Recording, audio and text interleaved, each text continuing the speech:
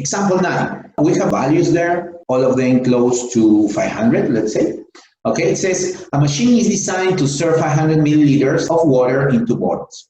Out of 1,000 recorded amounts, things were taken at random are listed above.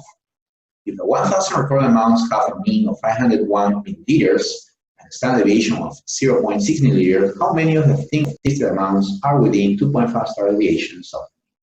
Well, question is, how many of the amounts are within 2.5 standard deviations? I mean, what does this mean? It means a range of values. A range of values, okay, formed by the mean plus 2.5 standard deviations and the mean minus 2.5 times the standard deviation.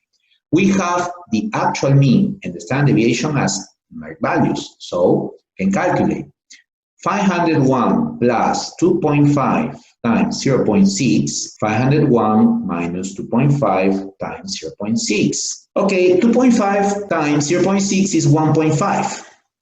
So 501 plus 1.5 is 502.5. And 501 minus 1.5 will be 499.5. That would be the interval here.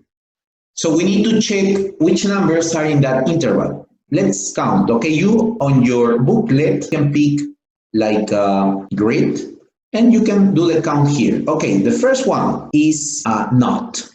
The second is in. The third, in. The fourth, out. Then in. Second row, in, out, out, in. Third row, in, out, in. Okay, we count the x's. 1, 2, 3, 4, 5. Okay, so 10, the other 10 are in. And that's it.